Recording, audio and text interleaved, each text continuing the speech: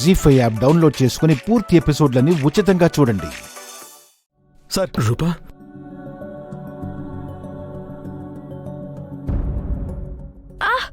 రూపా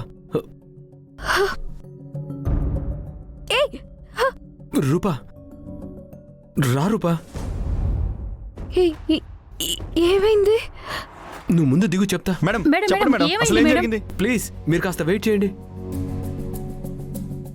madam madam, చెప్పండి madam, madam, madam, ఏమైంది madam? ఏం చెప్పండి జరిగింది? మేడం, మేడం, చెప్పండి వెళ్ళిపోయారు. చెప్పండి మేడం, మేడం, ఒక్క చెప్పండి నిమిషం మేడం, మేడం. ఏమైంది మేడం? నువ్వు ఇంట్లో నుంచి వెళ్ళిపోయావని మేడం, పెద్ద న్యూస్ చెప్పండి వచ్చింది. Madam, press madam. వాళ్ళంతా వచ్చి మావయ్య చెప్పండి ప్రశ్నల మేడం. మీద ప్రశ్నలు వేస్తున్నారు. మేడం, చెప్పండి మేడం, ఏమైంది చెప్పండి మేడం? మావయ్యని బ్యాక్ మీరు చేయాలని అసలు ఎవరు ట్రై ఏం జరిగింది? చేస్తున్నారు. ఏమైందో చెప్పండి మేడం. మేడం, ఒక్క చెప్పండి నిమిషం మేడం, ప్లీజ్ మేడం, ఆగండి, ఏమైందో చెప్పండి చెప్పండి మేడం. ఆగండి. అసలు ఏం జరిగింది? మేడం, ఒక్క నిమిషం మీరు చెప్పండి ఆగండి. మేడం.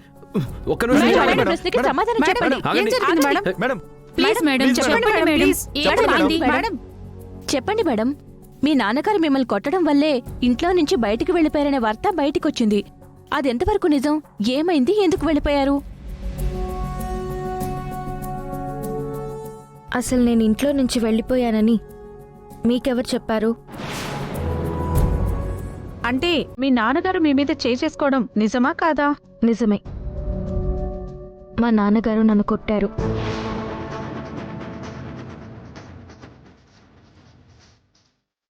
మీ ఇళ్లల్లో పిల్లలు ఏదైనా తప్పు చేస్తే వాళ్ళని మందలించరా?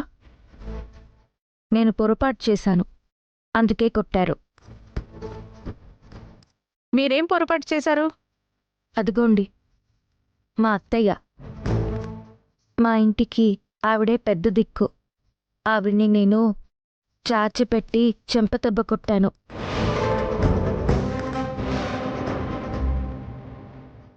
అది కూడా నేను కావాలని కొట్టలేదు.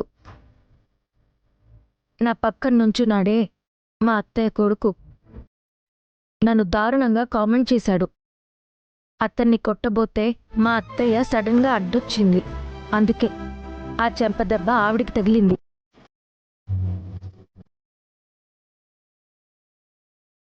అయినా ఇదంతా మా ఇంటి గుట్టు. దయచేసి దీన్ని మీడియాలో ప్రసారం చెయ్యొద్దు. ఇంటి గుట్టైనా ఎందుకు చెప్పానంటే మీరంతా మా నాన్నని తప్పుగా అనుకోవద్దని. అర్థమైందనుకుంటాను.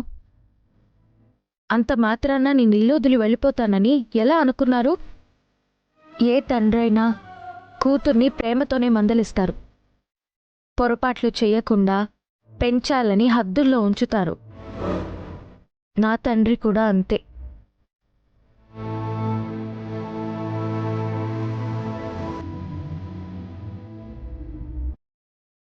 పైగా నా తండ్రి అంటే నాకు చాలా గౌరవం.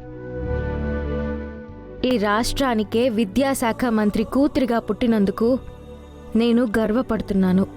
మా నాన్నకి మాట వచ్చే పని నేనేదీ చేయను. అలాంటిది ఇంట్లో నుంచి వెళ్ళిపోయి ఇలా అల్లరిపాలు చేస్తానా? ఎవరో దరిద్రులు పనికిమాలిన వాళ్ళు ఇలాంటి పుకార్లు పుట్టించారు. వాళ్ళెవరో దొరికితే నేనే మా నాన్నకు అప్పచెప్తాను. జీవితంలో మళ్ళీ అలాంటి తప్పు చెయ్యకుండా వాళ్ళకి బుద్ధి చెప్తారు. జీ5 యాప్ డౌన్లోడ్ చేసి అన్ని ఎపిసోడ్స్ పూర్తి ఉచితంగా చూడండి.